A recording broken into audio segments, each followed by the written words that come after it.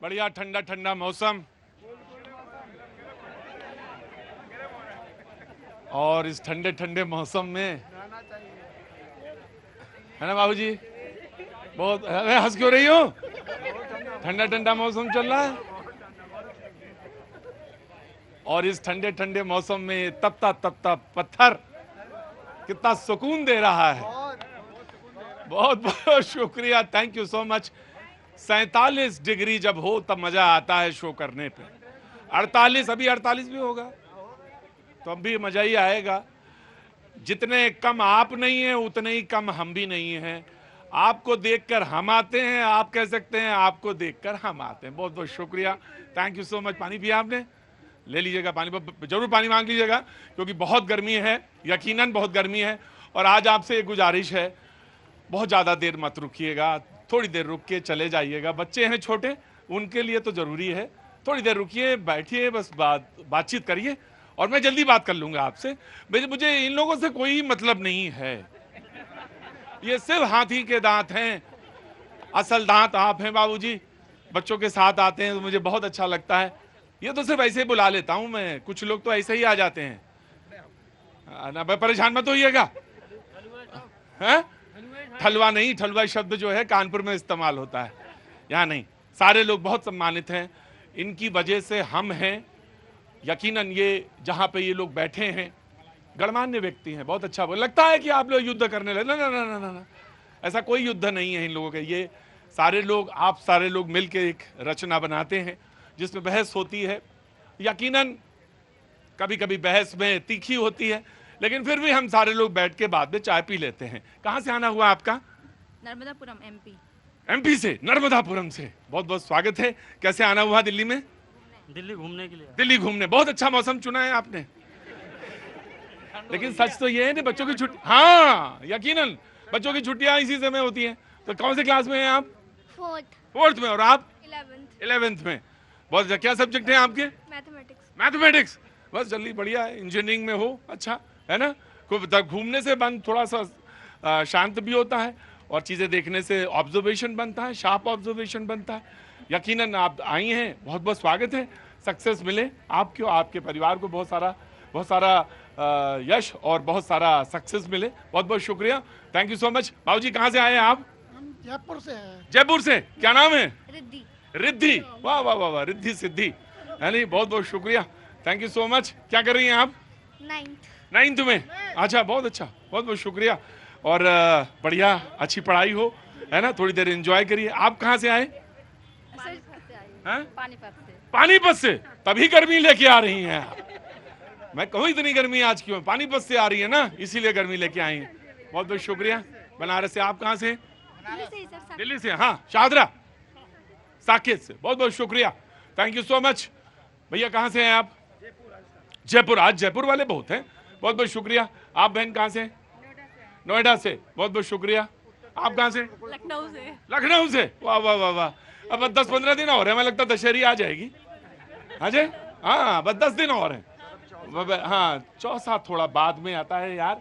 ऐसा नहीं है कि हम ये डिबेट करते तो आमों के बारे में नहीं जानता हूँ, आमों को भी जानता हूँ, खास को भी जानता हूँ। हाँ जी। मेरा मम्मी जी आपका शो हर दिन देखती है। मम्मी जी कहाँ रहती हैं? असम से आया हूँ सर। असम में कहाँ से? असम मेरा उदलगुड़ी पड़ता है सर। अच्छा, बाढ़ का स्थिति उधर किधर कैसा है? बढ़िया है सर। बढ़िया मतलब कि इतना ज्यादा नहीं है। हाँ। मतलब है, बाढ़ तो है। हाँ, तो अब मम्मी जी को मेरा नमस्ते। नमस्ते सर। और मम्मी जी से कहिएगा कि कभी इधर मौका लगे जरूर आए। वैसे सर मैं पालिका बाजार में खाना खाने के लिए आया था। हाँ। और बाद में इंडिया 24 देखा तो आ रहे हैं। मम्मी जी तो देखती है। इंडिया 18 देखा भैया, न्यूज 18 है। हाँ, न्यूज 20। अरे रुको, न्यूज 18 देखा जी। अभी भी शायद मेरी मम्मी देख रही होगी सर। हाँ, तो मम्मी देख रही होंगी। और एक चीज। अच्छा करो, एक काम करो, मम्मी जी को बुला लो, असम का टिकट यहाँ तक का मुझसे ले लो। वो हमारे जो सारे सर, उनको तो हर बहुत प्यार करती है वो। कौन वाले वो सर? जो पीछे वाले सर। फैज साहब, मम्मी जी बहुत प्यार करती हैं आपको। असम से आए हैं और असम से और बहुत दूर दराज के इलाके से हैं और वो आपको मुझे कश्मीर की मम्मियों का भी आशीर्वाद मिले, कन्याकुमारी की मम्मियों का भी, नॉर्थ ईस्ट असम से भी, गुजरात से भी, सबको बहुत बहुत शुक्रिया, थैंक यू सो मच। तो ये तो बात हो गई नन्हे मुन्नों की। हाँ, आपका सर बहुत सही। बहुत देखते हैं आपका शो, रोज देखते हैं सर। कहाँ से आए बेटा? Sir Delhi, east Delhi. East Delhi से। क्या नाम है? सर दक्ष श्रीवास्तव। दक्ष श्रीवास्तव, बहुत बहुत शुक्रिया बेटा, थैंक यू सो मच। जो मेहमान हमारे साथ मौजूद हैं मैं उनसे तारुफ करा देता हूँ। ईश्वर थोड़ी सी बस ऐसे ही हवा डोलती रहनी चाहिए, पत्ते हिलते रहने चाहिए तो काम बन जाएगा। प्रभात कुमार जी कांग्रेस से, ये बिहार से आते हैं, बहुत बहुत शुक्रिया, thank you so much. Anirudh Pratap ji ये उत्तर प्रदेश से आते हैं, बीजेपी का पक्ष रखेंगे, बहुत बहुत शुक्रिया। अभिषेक तिवारी जी ये आम आदमी पार्टी के हैं, ये भी उत्तर प्रदेश से हैं, बहुत बहुत शुक्रिया, thank you so much. Vinay Kumar Singh Binnu जी ये गोरखपुर से आते हैं, ये समाजवादी पार्टी का पक्ष रखे, सारे उत्तर प्रदेश वाले हैं, बहुत बहुत शुक्रिया। शरद कोहली जी ये दिल्ली से हैं और ये अर्थशास्त्री हैं और आज बातचीत का एक बहुत बड़ा हिस्सा इनके पास है। 11 साल हुए प्रधानमंत्री का पद पे सुशोभित हैं और 11 साल से बीजेपी है, तो वो आज इस पर बातचीत का सिलसिला शुरू होगा। क्या हुआ? तुरंत तुम्हारे वो होने लगता परेशानी। मोहम्मद फैज खान साहब राजनीतिक विश्लेषक, बहुत बहुत शुक्रिया। ब्रिजेश जी थैंक यू सो मच, बहुत बहुत शुक्रिया। एक पत्रिका में, प्रतिष्ठित पत्रिका में आप उपसंपादक हैं, बहुत बहुत शुक्रिया। और अंकित जी बहुत बहुत शुक्रिया, थैंक यू सो मच। अभी कुछ दिन पहले ही शादी हुई है इनकी, बहुत बहुत शुक्रिया, thank you so much. Upadhyay ji बहुत बहुत शुक्रिया, थैंक यू सो मच। 11 साल हुए और 11 साल से ये बीजेपी सर, हाँ जी 11 साल बेमिसाल। 11 साल बेमिसाल। लेकिन राहुल गांधी और कांग्रेस नहीं मानती। कांग्रेस ने कहा पिछले 11 साल मोदी सरकार ने संविधान के हर पन्ने पर तानाशाही की स्याही रगड़ने में गंवाया है। वो ये कहते हैं तानाशाही के पन्ने से ये लिखी गई इबारत है ये 11 साल के। ये कांग्रेस के प्रेसिडेंट ये बात कहते हैं। और राहुल गांधी क्या कहते हैं? मोदी सरकार के 11 साल बराबर ना जवाबदेही ना बदलाव, सिर्फ प्रचार, वो ये कहते हैं। आज बहस का आगाज करना चाहूंगा और मैं ये कहना चाहूंगा संजीदगी के साथ बहस हो तो ज्यादा अच्छा लगेगा। और क्या नाम है इनका? आइए, क्या बोलेंगे आप? बताइए, आप बताइए। आनवी कहाँ से आना हुआ? दिल्ली से। दिल्ली से, अच्छा, बहुत अच्छी बात। कितनी साल की उम्र है? 2-2.5 साल। 2.5 साल। अभी इसको इनको ना बोलने दीजिए, अभी चुपचाप रहिए। जब बोलेंगे तो इतना बोलेंगे फिर दिक्कत आएगी। जी आप बोलेंगे 11 साल बेमिसाल, कहता है एक ऑटो ड्राइवर जो दिल्ली की सड़कों पे ऑटो चलाते हैं। 11 साल बेमिसाल ये कहते हैं। राहुल गांधी कहते हैं कि ये 11 साल जो हैं ना तो इसमें कोई जवाबदेही है ना बदलाव है, सिर्फ प्रचार है। मैं एक अर्थशास्त्री होने के नाते आपसे जानना चाहता हूं, बातचीत का आगाज करता हूं। नमस्कार प्रतीक। देखिए, हम तो आंकड़े देखते हैं और लोगों की खुशहाली देखते हैं। 1947 से लेके 2014 तक, ये सभी ध्यान दें। एक मिनट भाई, आराम से आराम से। सर बेमिसाल सुन तो लीजिए कैसे हैं। हाँ। 1947 से 2014 तक हम $2 ट्रिलियन तक पहुंचे थे। बिल्कुल सीधा आंकड़ा, इसमें कोई 2 trillion dollar. 2 trillion dollar, 2 trillion dollar, 1 trillion dollar आप लगा लीजिए। चलिए, मैं अभी रुपए में कन्वर्ट नहीं करता। उसके बाद 2014 से लेके 2025 तक हम $4.189 ट्रिलियन पहुंच गए। 67 साल में हम $2 ट्रिलियन पहुंचे और 11 साल में हम $4.189 ट्रिलियन पहुंच गए। IMF का अभी आंकड़ा आया 2 दिन पहले, वर्ल्ड बैंक का आंकड़ा आया, 27 करोड़ लोग अत्यंत गरीबी से बाहर आए हैं हिंदुस्तान में। यह गिनती 27% थी जो गिर के 5% रह गई। अच्छा, सब कुछ छोड़िए, मैं कहता हूं आंकड़े छोड़िए, मैं कहता हूं जीडीपी छोड़िए। आम आदमी के समझ में नहीं आती है जीडीपी क्या है। एक पुरानी कहावत है, पुराना गाना है, सिकंदर ने पोरस से की थी लड़ाई तो मैं क्या करूं। अब जीडीपी बढ़ती है बढ़ती है। एक चीज हर आदमी अपने जहन में पूछ ले, हम लोगों की ना याददाश्त बहुत कम होती है। 2014 में आपकी इंडिविजुअल अर्थव्यवस्था, आपकी घरेलू अर्थव्यवस्था कहां थी और 2025 में आपकी घरेलू अर्थव्यवस्था कहां पर है? क्या आपको अपनी अर्थव्यवस्था में, छोड़िए देश की अर्थव्यवस्था, क्या आपको उसमें कोई बदलाव दिखा है? हमें याद नहीं है तो अलग बात। 2014 और 2025 इसमें तुलना कर लीजिए। भले आंकड़े बहुत उलझाऊ होते हैं, आंकड़ों से बात समझ में नहीं आती, तो ऐसे बताइए कि पहले 14 में और 25 में हम जहां खड़े हैं इन 11 सालों में, हम जहां 11 साल का सफर तय करके पहुंचे उसमें हमने क्या तब्दीलियां देखी, हमारे आसपास के जनजीवन में क्या तब्दीलियां हुई, हम क्या पहुंचे, कहां थे, कहां आए, ये तमाम सारे चीजें हैं। अब मैं बिल्कुल ऑफ कोर्स कांग्रेस को दूंगा, आपका बोलने का पूरा हक है, आगे आइए। कांग्रेस, फिर समाजवादी, आम आदमी पार्टी भी है, बीजेपी भी बोलेगी, ऑटो वाले भैया, सबको बोलना है आज। मैं कुछ बोलूं उससे पहले मैं अपने अर्थशास्त्री महोदय के सामने एक यक्ष प्रश्न रख रहा हूं, जो ये देश का प्रश्न यक्ष बताया करो क्या होता है। हाँ, ये देश का प्रश्न है, वो मैं आपके समक्ष रख हाँ। देता हूं। आपने बड़े खूबसूरती से कहा बेमिसाल सुन लो, ठीक है, आप बोल सकते हैं, बोलने की स्वतंत्रता है, सब कोई बोलेगा। मुझे आप ये जवाब दीजिए, और मुझे नहीं, देश को ये जवाब दीजिए कि देश का पर कैपिटा इनकम क्या है। सर प्रश्न तो शुरुआत ही नहीं होने दी, आपने प्रश्न की शुरुआत ही नहीं होने दी। अरे मोदी जी आप नहीं है, कोहली साहब आप मोदी जी नहीं है, सुनिए तो सही, कुछ चीजें और है। प्रधानमंत्री आवास योजना, भैया 47% मकान बन के खाली पड़े हैं, नवल को नहीं मिला है। और वो खाली क्यों पड़े हैं ये समझना जरूरी है। वो खाली इसलिए पड़े हैं कि उसमें बुनियादी सुविधाएं नहीं है।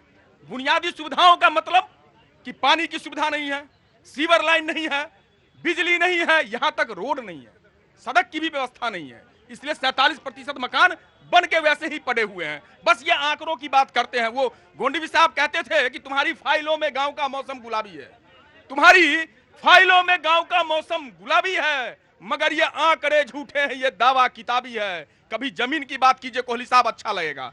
अब आते हैं दूसरे, अब बस खत्म कर रहा हूं, आप बिल्कुल जवाब दीजिएगा, सारे प्रश्नों का दीजिएगा। हमारे न्यू एजुकेशन पॉलिसी की बात कर रहा हूं। जब न्यू एजुकेशन पॉलिसी आई, चूंकि मैं एजुकेशन की बात ज्यादा करूंगा अभी, 5000 सरकार का आंकड़ा है, मैं नहीं कह रहा हूं, 5000 शिक्षक के पद विश्वविद्यालयों में खाली पड़े हैं।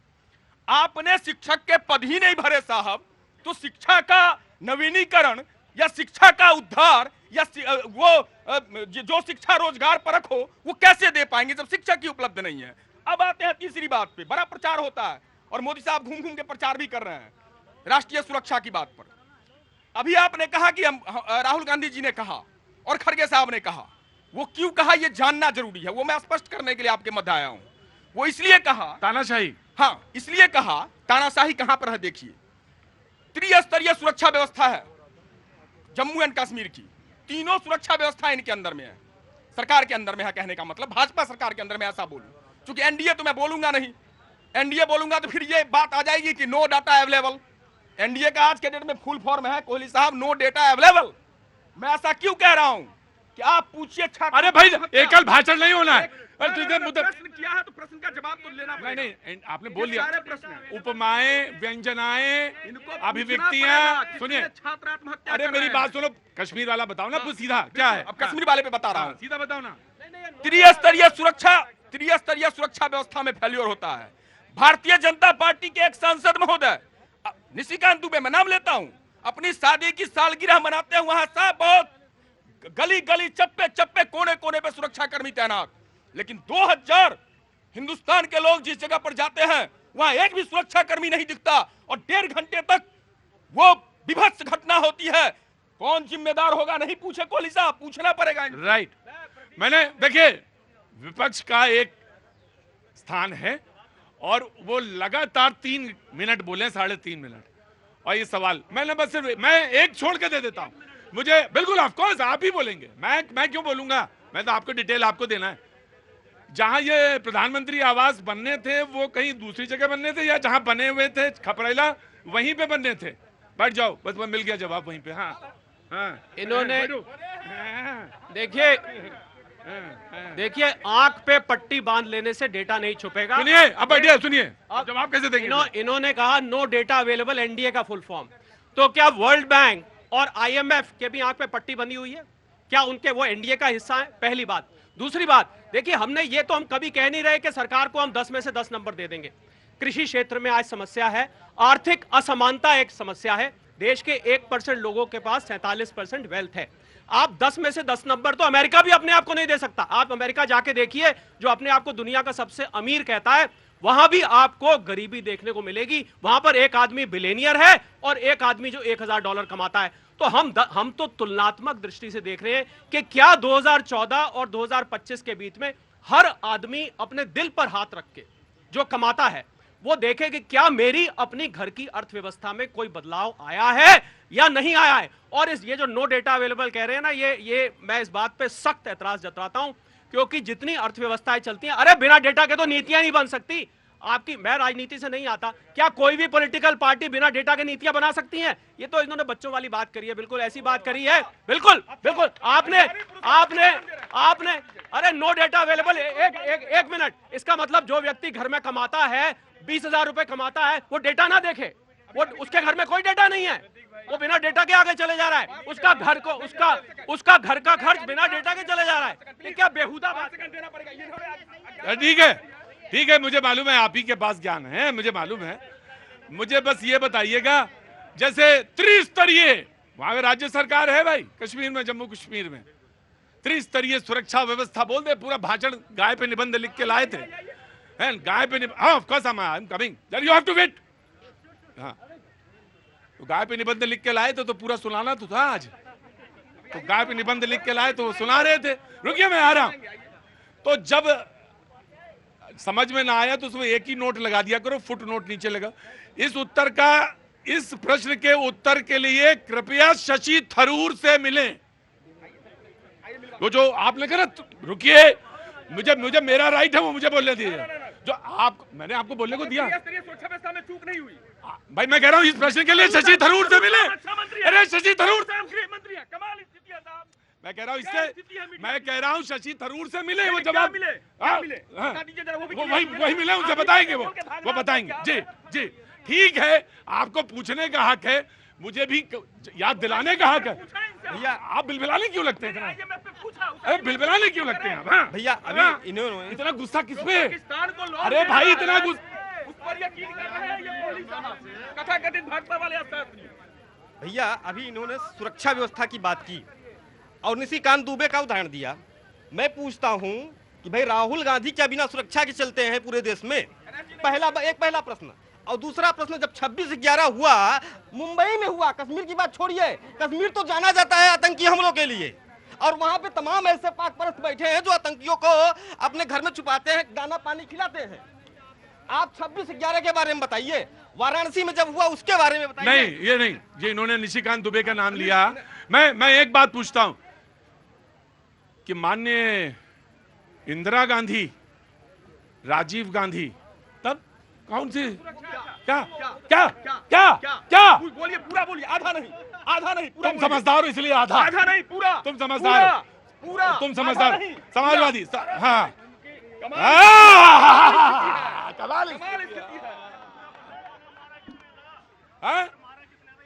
नहीं, वो जानते, वो सब जानते हैं चूक, वो सब चूक जानते हैं।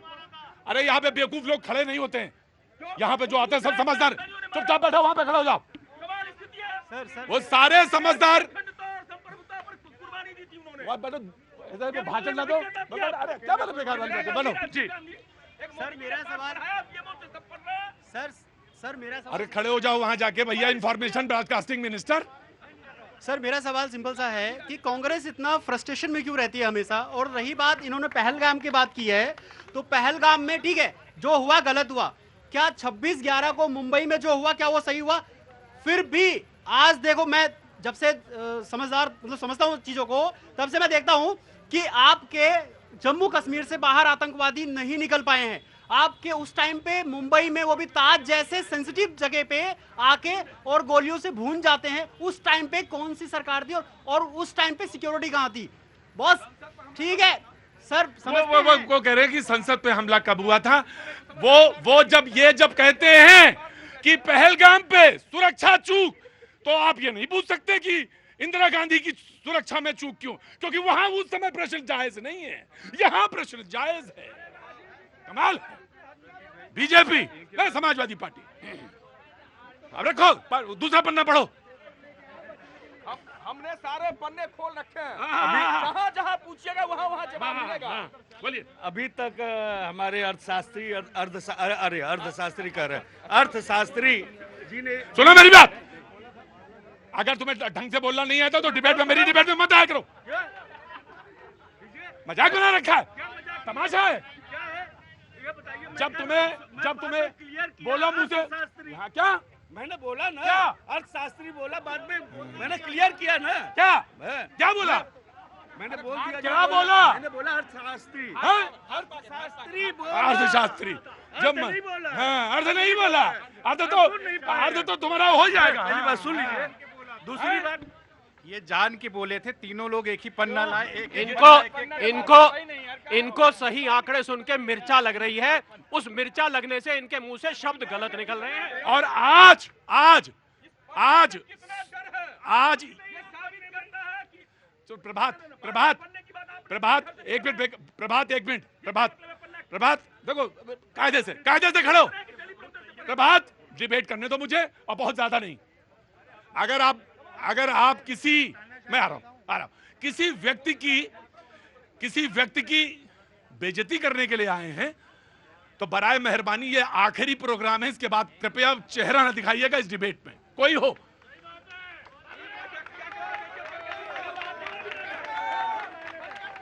अर्थशास्त्री मुझे मालूम है आप कब कहेंगे, और अर्धशास्त्री कब कहेंगे मुझे मालूम है। अरे आपको जब मालूम ही नहीं, मुझे मालूम है कहां पे पढ़े हैं, कितना पढ़े हैं आप। कौन सी तानाशाह की बात करें? इमरजेंसी क्या था? इमरजेंसी से बड़ा तानाशाह क्या देश में हुआ? हर जगह जिनकी सरकार में, जो सरकार प्रधानमंत्री को सुरक्षा नहीं दे पाती थी, जिनकी सरकार में हर जगह आतंकवादी हमला कभी भी हो सकता था, वो सरकार पर सवाल उठा रहे हैं। नहीं, इनको सवाल नहीं, इन्हें तो बिल्कुल। अरे तुमने कैसे पूछ दिया? चुपचाप रहिए, जनता की नाम समझिए। पहली चीज देखिए, मैंने जो कहा था वो क्लियर कहा था। हो गया, हो सकता है मिस्टेक हो गया होगा। मिस्टेक नहीं, माफी मांगिए। हाँ ठीक है, चलिए मांग लिया। हाँ, हैं? हाँ। पहली चीज, माननीय प्रधानमंत्री जी ने जब सरकार बनी थी 2014 में, तो उन्होंने जो वादे किए थे, अगर उन वादों को पे बात किया जाए कि 2 करोड़ नौकरियां हर साल दी जाएंगी, गैस सिलेंडर 500 का होगा, किसानों की आय दुगनी होगी, गंगा पूरी तरह साफ होगी, बहुत सारे वादे थे जो पूरा नहीं हुआ। लोगों को अपने स्पीच में क्या बहलाते रहे, ये कहते रहे परमानेंट। इन्होंने क्या कहा, लोगों को कैसे बहलाते रहे? जब ईमेल चालू नहीं हुआ था, 1995 में ईमेल चालू हुआ, उन्होंने क्या कहा, हमने कब चालू हुआ ईमेल? 95 में चालू। सुन तो लीजिए पूरी बात। 1800, अरे 1987, सुन लीजिए। हाँ, मोदी जी 1987 में इन्होंने कहा था, हमने अडवाणी जी की फोटो खींच करके बकायदे उनको जो है ईमेल के द्वारा 1987 में हमने भेज दिया था। तब क्या भारत में चालू हो गया था? ये व्यवस्था चालू हुई थी? नहीं चालू हुई थी। इन्होंने कहा हम बड़नगर में चाय बेचा करते थे 2 रुपया, जब 1965 और 60 की बात है, 10 पैसे या 20 पैसे में चाय बिका करती थी। इन्होंने हमेशा लोगों से झूठ बोला। कहा मां गंगा ने बुलाया है। गंगा माता क्यों, कब बुलाती है? सबको मालूम है गंगा कब जाता है आदमी, लेकिन गंगा माता ने उनको इसलिए नहीं बुलाया था, इनको बुलाया था चुनाव जितवाने के लिए। आपका संतुलन तो खोया ही होगा, और कहां का संतुलन खो गया ये मुझे नहीं मालूम है। ये अलम गलम सलम जो मन में आ रहा है। रुको, मैं आ रहा हूं। ये जो बोल रहे हैं, ये सारे अरे रुको, ये बोले क्या कि सरकार चाय, मोदी सरकार के बारे में बोल रहे थे, मोदी जी के बारे में कि चाय बेचने वाला झूठ बोले। थोड़ा मुलायम सिंह यादव के बारे में बोले, वो तो सच बोल रहे थे कि लड़कों से गलतियां हो जाती है। थोड़ा और भी लोगों के बारे में बोले जिनका बयान विपक्ष ने चलाया, कि उनका बयान सोचे कि देशद्रोही चला रहे। थोड़ा राहुल गांधी के बारे में बोले, लंदन में जाके भारत को राज्य कहते हैं, भारत एक स्वतंत्र देश है, राज्य नहीं है। ये लोग जो पन्ने दिखा रहे, उस पन्ने में दिखाए ना राहुल गांधी का बयान। अरे नब्ज, तुम जाओ, जितना बोलोगे चलना। मैं आज बोलूंगा ही नहीं, आज बोलना ही नहीं मुझे। उत्तर प्रदेश में जब आपने सत्ता छोड़ी तो 3 एक्सप्रेसवे थे, आज उत्तर प्रदेश में 13 एक्सप्रेसवे हैं। आपको मैं सोमेश राय चैलेंज दे रहा हूं, आप मेरे साथ बनारस चलिए, फ्लाइट का टिकट मैं कराऊंगा, गंगा का दर्शन मैं कराऊंगा आपको, और देखिए होता है कि नहीं। आपके गली के छिछोरे दिन दहाड़े चौराहों पे लोगों को गोली मार के जाते थे, आज वो अपना हाथ जोड़ के कह रहे हैं मुझे अंदर कर दो। अरे बीएचयू की क्या बात करते हैं? दिल्ली में निर्भया किसने किया? दिल्ली में निर्भया किसने किया? दिल्ली में निर्भया किसने किया? आप नहीं दे सकते। आप एक मिनट, कूल डाउन। डिबेट, मैं बीजेपी वालों को मालूम, एक सेंटेंस तुम पहले बीजेपी वाले प्रवक्ता से पहले बोल लो ना। क्या नाम है आपका? इधर आइए, क्या नाम है आपका? पहली बार शो में आई हैं? हाँ, कहां से आई हैं? अयोध्या से आई हूँ मैं। सीताराम सीताराम सीताराम। कैसी हैं? वो तो तैयार हो गया, वो तो कलश लग गया ऊपर। हाँ, बहुत अच्छा बन गया, बहुत अच्छा वाकई में। जी बोलिए। वाकई में हम चाहे जो भी बोले कोई कि ऐसा कर दिया वैसा कर दिया, बट अयोध्या में जो विकास हुआ है वो मतलब शायद ही कभी ना हो पाता, कोई भी सरकार होती तो ना हो पाता। और फॉर एग्जाम्पल अभी अयोध्या का जो इलेक्शन हारे हैं वो लोग, उसके बाद विकास रुका भी था, मतलब लिटरली विकास रुका था, फिर अब जाके फिर वो तेजी लिया है। तो जितना भी केस, और आप सोचिए कि राम मंदिर का फैसला आया या कुछ भी आया, कोई भी जितना भी फैसला आया है, एक वहाँ पे परिंदा पर नहीं मार पाया है। कोई और सरकार होती तो सोचिए क्या हुआ था। राइट, मैं आपकी बात, आपकी भावना, मैं सारी चीजें लेता हूँ जी। मैं आज ऐसे ही लोगों से पूछूंगा, क्या नाम है आपका? राधिका। हाँ? राधिका। अंदर आइए, एक मिनट रुकिए भाई, आप पीछे चलो, थोड़ा पीछे चलो, जनता को बोलने दो। 11 साल है, जनता बोलेगी और बाकी लोग सुनेंगे, सारे लोग आज। हाँ जी सर। बाकी सारे लोग सुनेंगे आज, जनता बोलेगी आज, जोर से बोलो। हाँ सर, जब 60-65 साल कांग्रेस राज में थी तब तो कोई हमें काम दिखा नहीं, और जब भाजपा की सरकार आई 11 साल में उन्होंने ऐसा काम किया जो हमने डेवलपमेंट देखी। सबसे पहली बात एजुकेशन की बात करती है, एक स्टूडेंट होने के नाते एजुकेशन में हमें क्या गुलामी बढ़ाई जाती थी, और आज देख लीजिए अब जब भाजपा सरकार आई है तो उन्होंने क्यों एक ऐसी एजुकेशन पॉलिसी लाकर हमें कितनी सारी हमारी किताबें बढ़ी और हमें गुलामी ना पढ़ाकर अपने देश की चीजें पढ़ाई है। इस पर सवाल मेरा जरूरी है, इस पर मैं जवाब चाहती हूँ, और अभी राइट, अभी भी जवाब अभी चाहिए। ठीक है, कोई बात नहीं। कौन से क्या सब्जेक्ट पढ़ रही हैं? सर मैं पत्रकारिता पढ़ रही हूँ। जवाब आज किसी को नहीं मिलेगा, सिर्फ जनता बोलेगी। जनता बोलेगी आज, 11 साल जनता बोलेगी आज जी। 11 साल में आज सिर्फ जनता बोलेगी। क्या नाम है गुरुजी? सुशील कुमार। रुकिए, बैठिए सारे लोग, बैठिए सदा जी, बैठिए। मैं आप देखो ये बैठिए सारे, बैठ जाइए सारे लोग, बैठ लिए सारे लोग। आम आदमी पार्टी से पूछा नहीं। देखिए सर, ये एक मिनट बैठिए, इधर आओ जी। क्या नाम है आपका? सुशील कुमार। ऑडियो थोड़ा तेज करना। सर ये कुछ भी बोलते हैं, मैं पंजाब उग्रवाद पीड़ित हिंदू हूँ।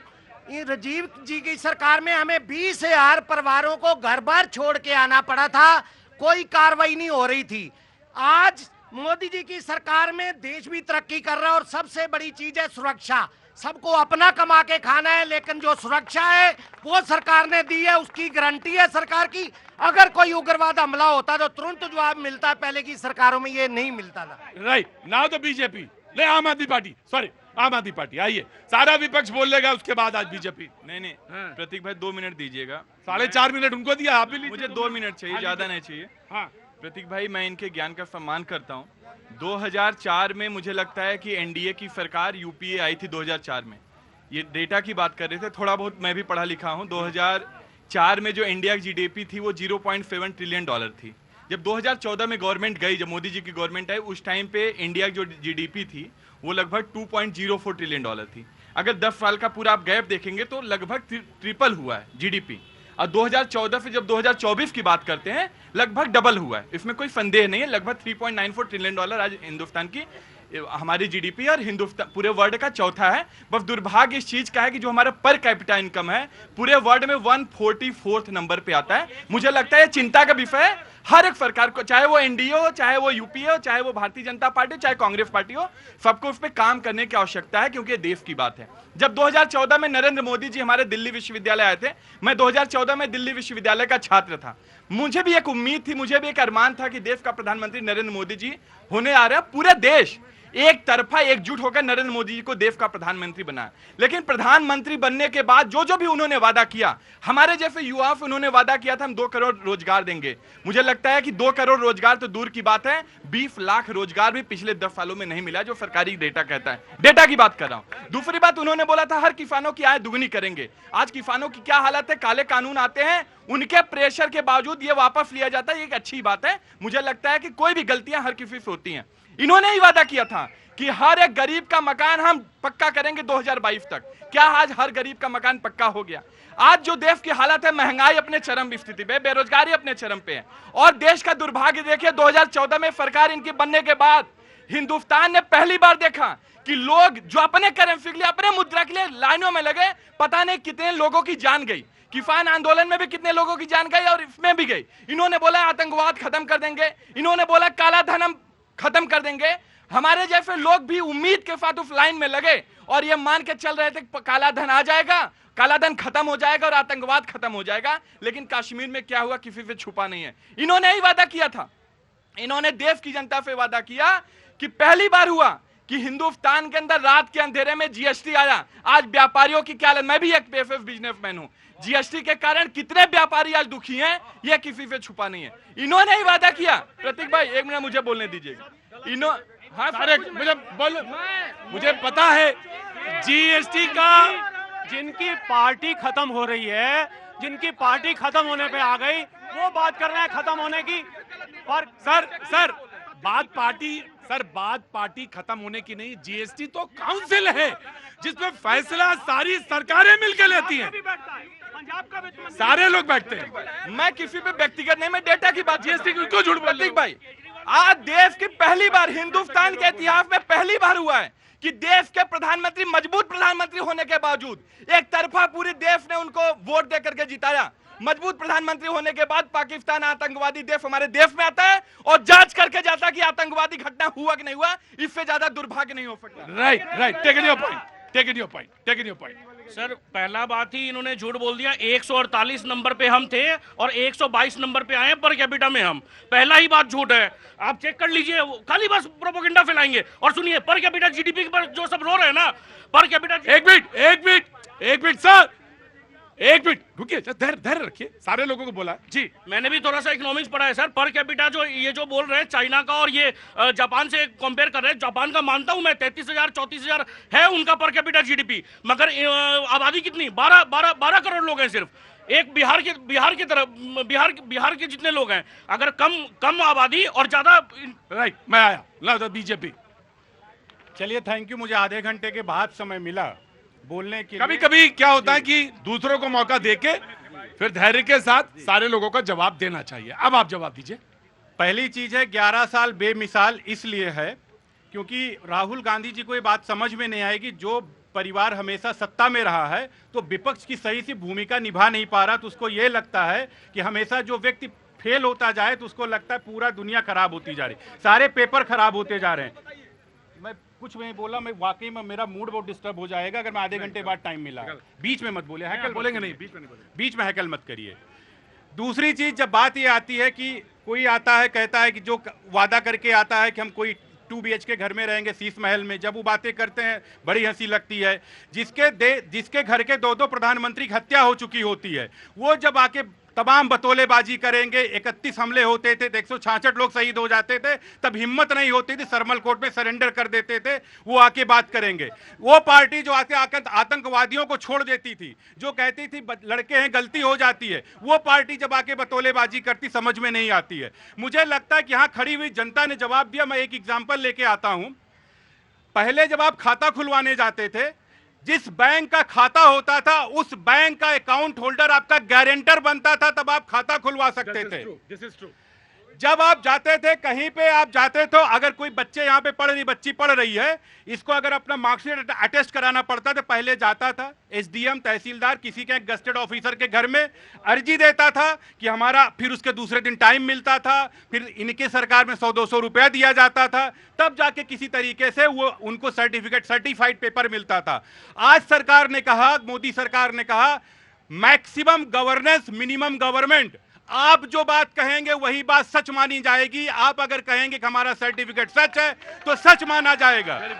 आज अगर जाते हैं, एक नारियल वाले से आप पानी लेते हैं, एक सबसे अच्छा एग्जांपल है, नारियल वाले से आप पानी लेते हैं, अपना QR कोड नारियल वाला लगाता है, आप स्कैन करते हैं, पैसा जाता है उसके अकाउंट में। आप समझिए इसका मतलब फाइनेंशियल इंक्लूजन हुआ, मतलब नीचे से नीचे व्यक्ति का 113.5 करोड़ से ज्यादा खाता खोला गया। डिजिटल इंडिया है कि इसका मतलब गांव गांव में हम जाते हैं और QR कोड पर अवेलेबल है, लोगों का खाता अवेलेबल है। जब लोग कहते थे यूपीआई के अंदर आज 60% से ज्यादा पेमेंट पूरे भारत में यूपीआई से होता है। हम एक तरफ चंद्रयान भेजते हैं, एक तरफ ब्रह्मोस बनाते हैं, एक तरफ हम एससीओ के साथ जुड़ते हैं, एक तरफ हम क्वाड के साथ जुड़ते हैं, एक तरफ हम ब्रिक्स के साथ जुड़ते हैं, एक तरफ हम G7 के साथ जुड़ते हैं। हम रसिया से तेल लेते हैं, अमेरिका से ड्रोन लेते हैं, रसिया से S-400 लेते हैं, इजराइल से हम टेक्नोलॉजी लेते हैं, फ्रांस से हम राफेल लेते हैं। हमारा सबसे बड़ी, देखिए मैं बीच में बोल नहीं रहा था, मुझे डिस्टर्ब प्लीज मत करिए। नहीं बीच में प्लीज मत बोलिए, मैं आधे घंटे बाद टाइम मिला मुझे, मैं बोल रहा हूं। जैसे 38 किलोमीटर नेशनल हाईवे बनता, वो इन लोगों को नहीं दिखेगा। आज गांव-गांव का अगर रेलवे स्टेशन का देख लीजिए, जहां पे एक लाइन नहीं हुआ करती थी सही से, वहां आज 1-1 किलोमीटर लंबा 4-4 प्लेटफॉर्म बन रहा है, वो इन लोगों को नहीं दिखेगा। इन लोगों को ये नहीं दिखेगा कि जहां पे ये लोग जाते थे सरमल कोर्ट में टेकते थे, माथा टेकते थे, आज पाकिस्तान डोजियर लेके जाता था। दुर्भाग्य रहता है, दिल में दर्द होता है जब इन लोगों के बयान पाकिस्तान लेके डोजियर में देता है कि राहुल गांधी ने ये कहा, इन्होंने कहा 28 जगह पे मारा गया है, लेकिन ये कहेंगे नहीं, ये शशि थरूर से नहीं पूछेंगे, ये सलमान खुर्शीद से नहीं पूछेंगे। इनको डेवलपमेंट नहीं दिखता है, इनको 38 किलोमीटर हाईवे नहीं दिखता है, इनको एयरपोर्ट नहीं दिखता है, इनको फाइनेंशियल इंक्लूजन नहीं दिखता है, इनको ये नहीं दिखता है जहां पे 50 एयरपोर्ट हुआ करते थे 150 एयरपोर्ट, जहां पे 3 एम्स हुआ करते थे 20 से ज्यादा एम्स हैं, जहां 4 IIMs हुआ करते थे 24 से ज्यादा IIMs हैं, जहां 4 IITs हुआ करते थे 24 से ज्यादा IITs।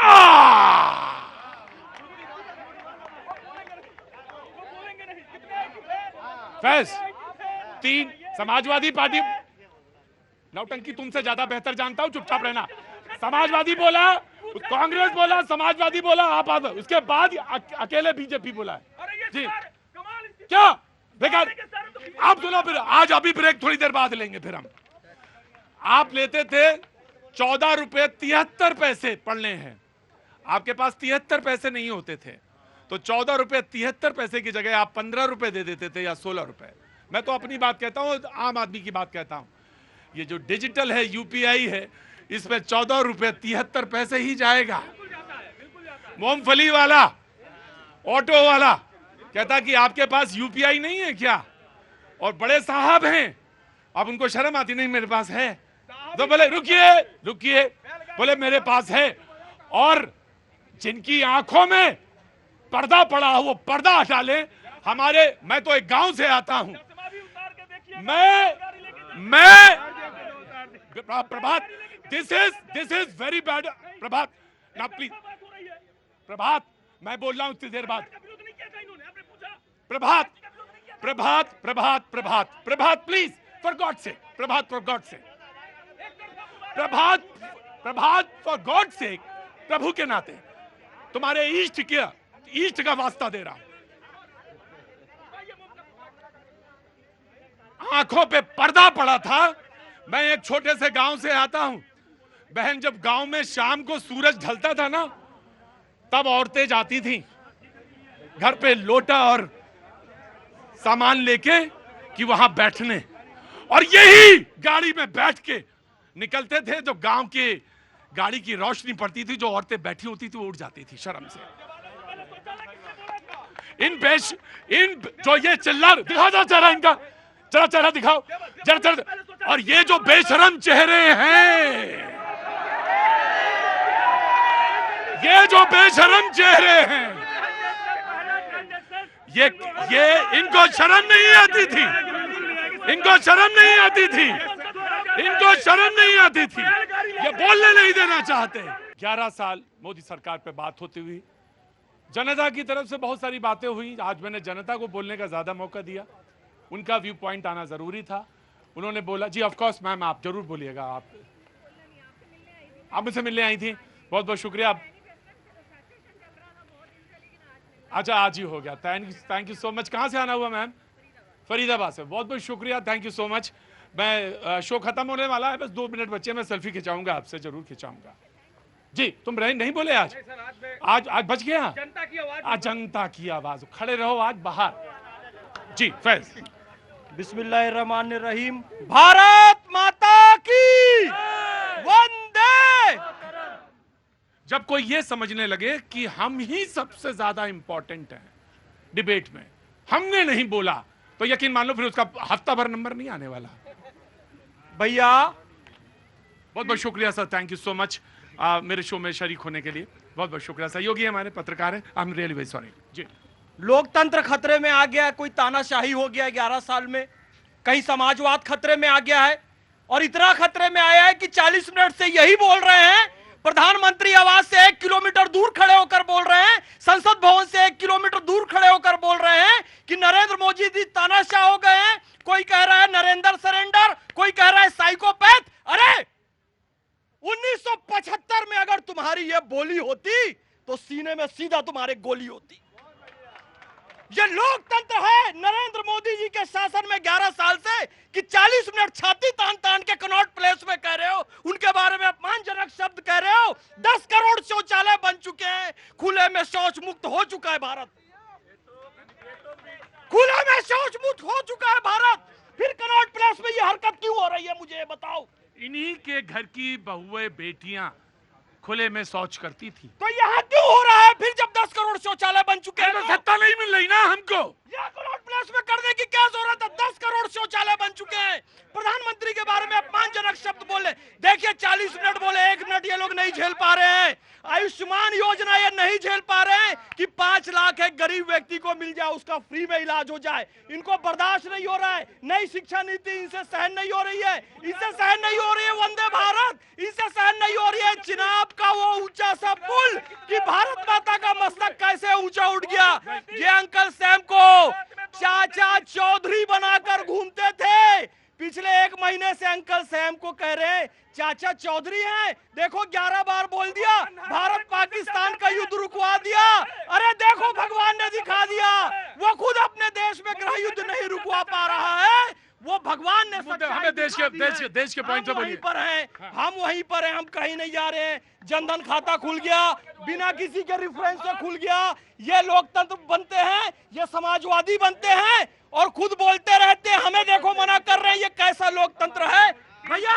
1 मिनट, ये कैसा लोकतंत्र है? ये कैसा समाजवाद? बगला भगत का हर तरफ रुआब है, सच बोलने वाले की जुबान काट दी गई, जो बोलता है झूठ वही लाजवाब है।